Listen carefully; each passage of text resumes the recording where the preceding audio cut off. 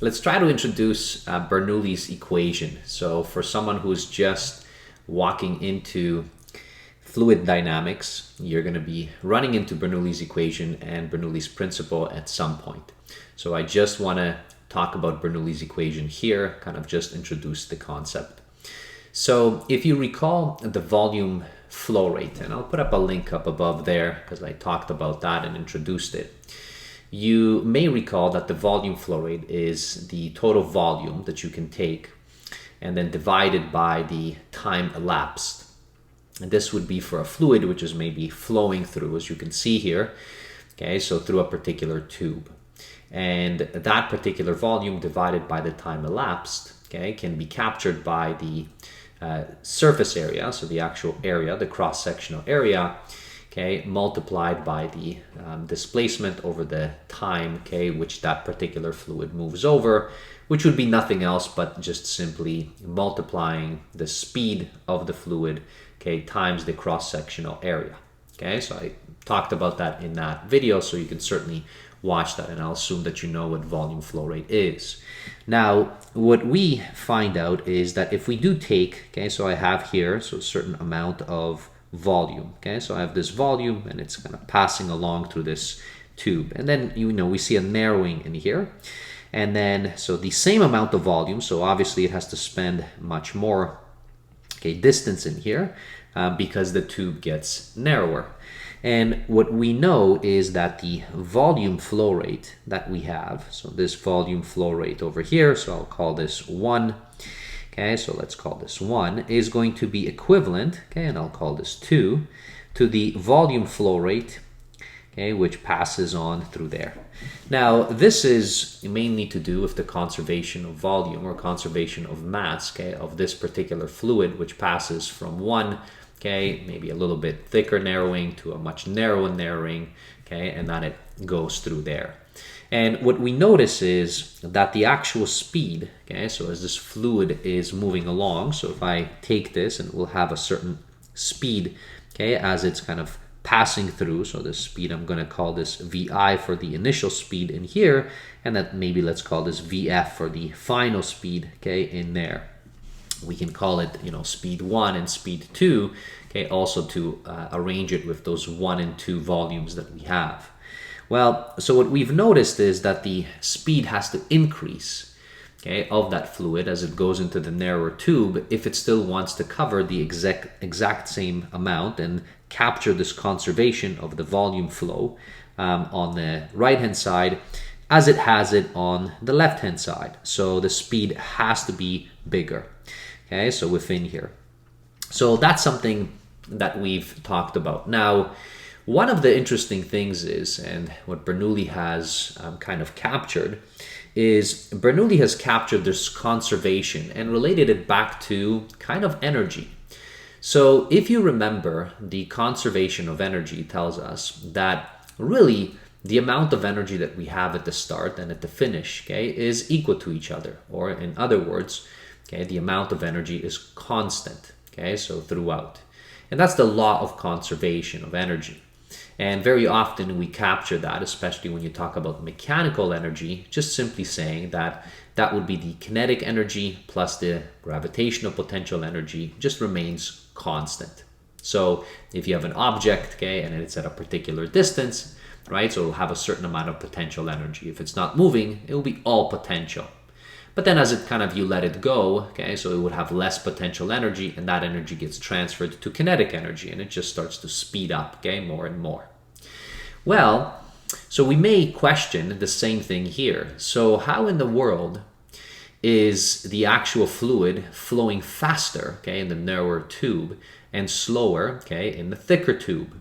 So there must be some kind of transfer of energy happening in here, and that indeed is the case. So there is a transfer of energy, and there's some form of a transfer of energy where it captures from the actual kind of left-hand side where it's thicker, okay, then there's a transfer of potential energy, and that potential energy gets converted to kinetic energy on the right-hand side, and that's why the fluid gets faster and faster. But we still have the same amount of energy, okay, on both sides. And this is exactly what Bernoulli's equation is all about. Now, in the introductory phases, we do make certain assumptions. So we make an assumption that the fluid is incompressible. So you can't really compress it, which means its density pretty much stays the same. Okay, so that's one. Okay, so now another thing is that we assume, and this is not really exactly true, but it is true for certain instances, is that the fluid is flowing and it's kind of frictionless, so that there isn't any friction caused, okay, as it's going through and it's flowing through, let's say, these tubes, okay, all the way along. Because friction would cause, okay, a possible change in temperatures, right? And then that would be a transfer of energy to just a different kind of energy, okay, that we would have, and we would maybe start talking about thermal energies of that kind. So in the initial Bernoulli's equation, okay, we assume that, okay, so it's incompressible, okay, and it's frictionless, that we have these fluids. There are some other subtle, okay, they're not so subtle, but there are some other assumptions that you certainly can take a look at, and I'll put those assumptions maybe in the description kind of below, okay, if you really want to go into detail. But these are the two main ones that you should think about. So it's incompressible, okay, and it's kind of frictionless as this fluid flows. And if that's the case, then what Bernoulli has found is that we have this wonderful equation.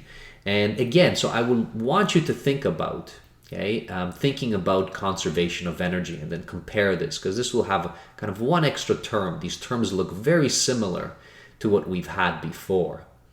So I'm just going to describe all of these terms for you. So this P right here, so this is just simply the pressure. So that would be, what is the pressure, okay, inside? So for example, okay, so within this, okay, so as this fluid is in there, what's that pressure that you have in there? Okay, so that would be the first term, okay, and it's simply the pressure there. The second term, notice that there's a half, but then there's this funny kind of rho, and this is actually density. So this is, what is the density of the fluid? And then here is, what is the speed of the fluid? So, what speed does it have, and then what density does it have? And we'll take 1/2 times density, okay, and then multiply it by v squared. And then finally, we have a final term, and then this term again, so we have density in here. This g is just simply acceleration due to gravity. So we can assume that it's 9.8 meters per second squared.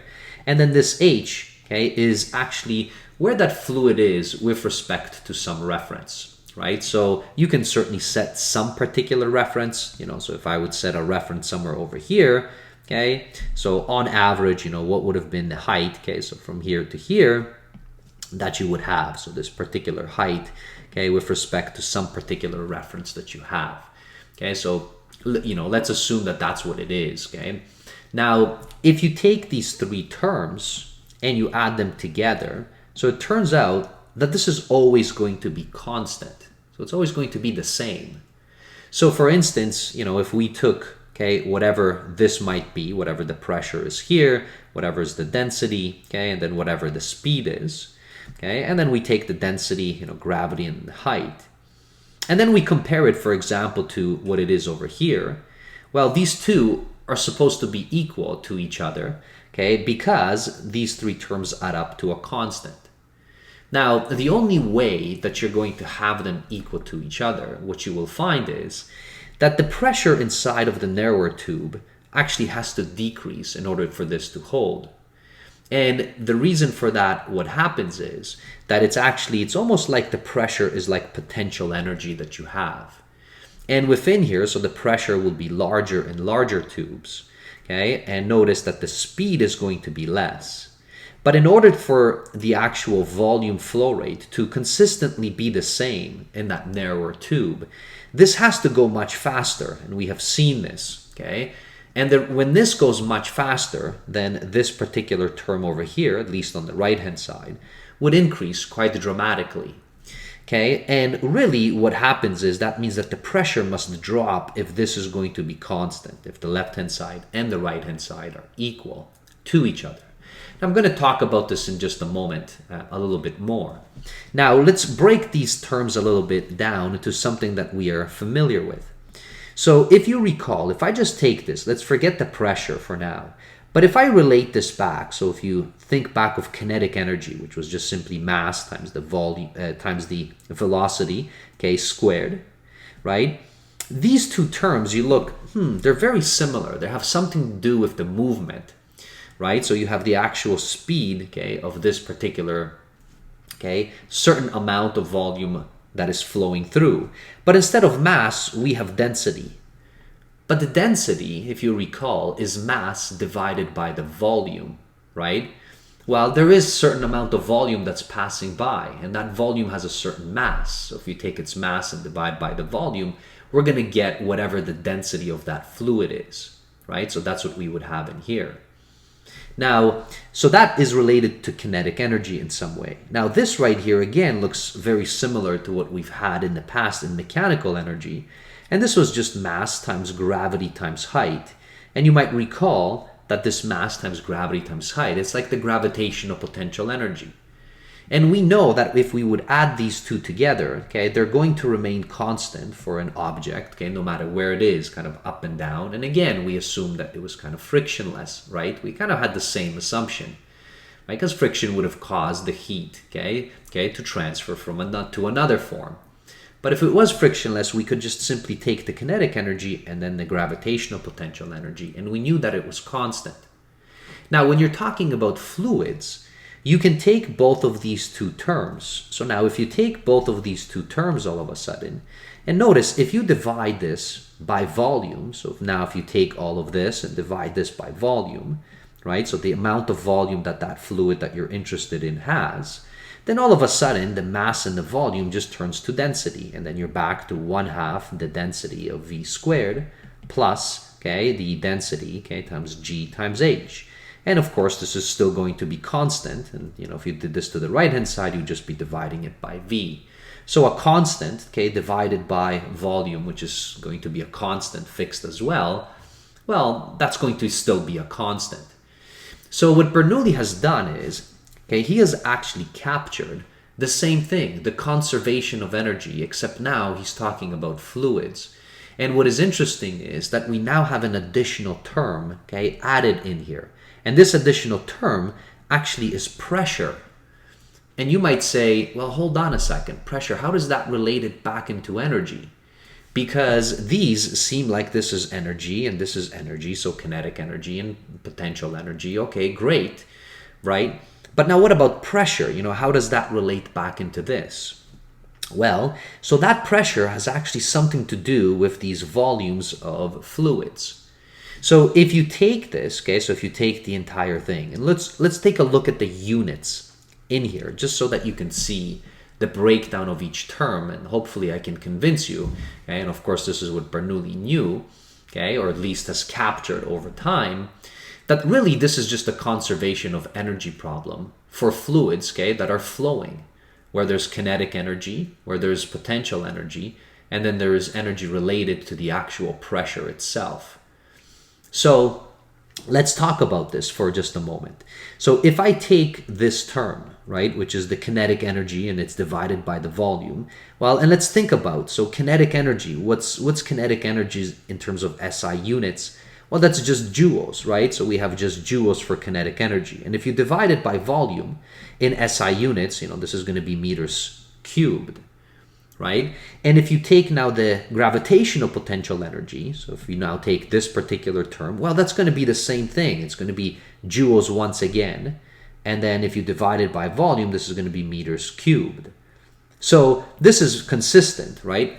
So what this is saying is it's really just energy, okay, per unit of volume, right? So I'm using SI units. You don't have to use SI units, but that's what it is. It's the conservation of the energy per unit volume. Now, how does that relate to pressure?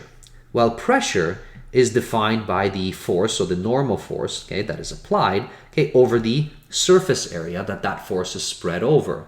Well, hold on a second. Well, what is the actual unit here?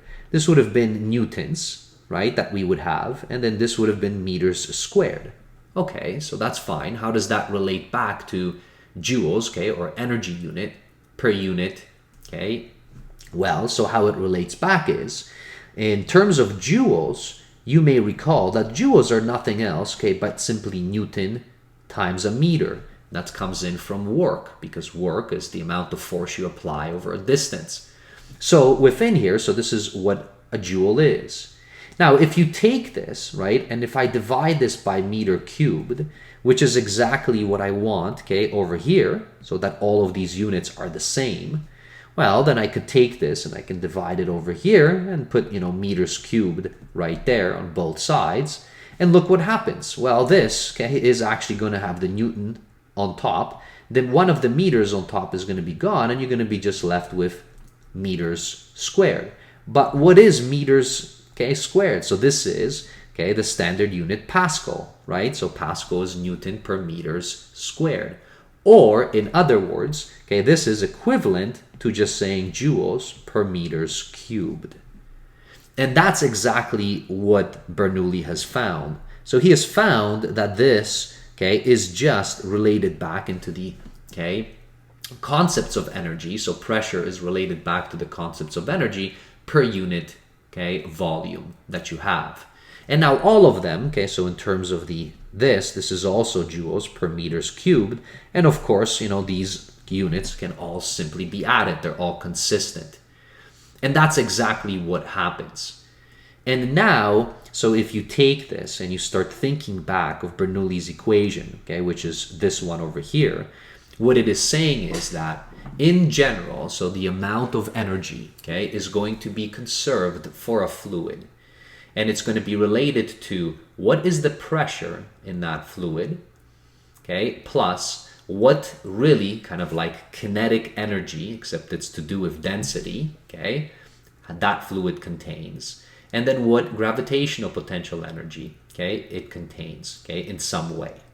So when you add those together, you're going to find that it's a constant, okay, for fluids. And that's what Bernoulli has captured. And this is really just the introductory concept, okay, that you have. Now I'm going to extend this, and I'll put up, I guess, a link up above there and extend it to Bernoulli's also principle and relate it back, okay, into these examples, okay, that you have where there is a fluid which is flowing, what is happening to the actual pressure. So you'll notice that the pressure is going to drop, okay, if it's actually narrowed based on Bernoulli's equation, and I'll do that, okay, separately. So I hope that you found this useful as an introductory concept into Bernoulli's equation. It's not the easiest thing to understand, but you do have to now be familiar with pressure. You have to be familiar with density. You have to be familiar with actual speeds, okay, gravity, and then heights and so on, okay, in order to make this thing work and so that you understand it. Thanks for watching. See you in a future video. Bye, everybody.